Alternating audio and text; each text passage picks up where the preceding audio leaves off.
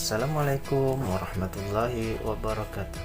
Kembali lagi dengan saya Irfan Syah, peserta Latsar CPNS golongan 3 angkatan 3 kelompok 4. Pada kesempatan kali ini saya akan menyampaikan tugas agenda 3 pada hari kedua yang membahas tentang materi mengenai kode etik dalam bermedia digital. Langsung saja. Pada kesempatan kali ini, banyak pengetahuan baru yang didapatkan oleh peserta setelah tutor menyampaikan materi tersebut. Di antaranya, etika dalam bermedia digital, kecakapan yang harus dimiliki oleh seorang ASN dalam bermedia digital, tips dan trik agar aman ketika sedang mengakses media digital, dan budaya bermedia digital. Baiklah, untuk pembahasan yang pertama kita mulai dengan etika bermedia digital. Secara umum, literasi digital sering kita anggap sebagai kecakapan menggunakan internet dan media digital. Namun begitu, acap kali ada pandangan bahwa kecakapan penguasaan teknologi adalah kecakapan yang paling utama.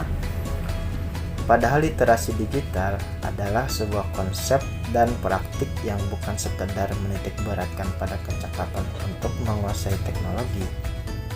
Seorang pengguna yang memiliki kecakapan literasi digital yang bagus tidak hanya mampu mengoperasikan alat, melainkan juga mampu bermedia digital dengan penuh tanggung jawab. Media digital digunakan oleh siapa saja yang berbeda latar belakang pendidikan dan tingkat kompetensi. Karena itu, dibutuhkan panduan etis dan kontrol diri atau self-controlling dalam menghadapi jarak perbedaan tersebut dalam menggunakan media digital.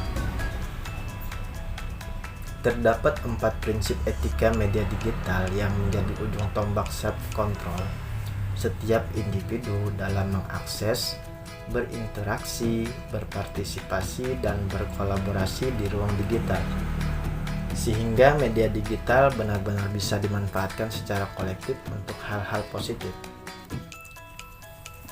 Terdapat 3 tantangan dalam menimbang urgensi penerapan etika bermedia digital, yaitu pertama adalah penetrasi internet yang sangat tinggi dalam kehidupan sehari-hari masyarakat Indonesia. Bukan hanya jumlah dan aksesnya yang bertambah, durasi penggunaannya pun meningkat drastis. Yang kedua adalah perubahan perilaku masyarakat yang berpindah dari media konvensional ke media digital. Dan yang ketiga adalah intensitas orang berinteraksi dengan gawai semakin tinggi pada situasi pandemi COVID-19, sehingga memunculkan berbagai isu dan gesekan. Semua ini tak lepas dari situasi ketika semua orang berkumpul di media guna melaksanakan segala aktivitasnya tanpa batas. Yang kedua adalah kecakapan dalam bermedia digital. Kecakapan digital bermakna berdayanya seorang ketika serius di ruang digital.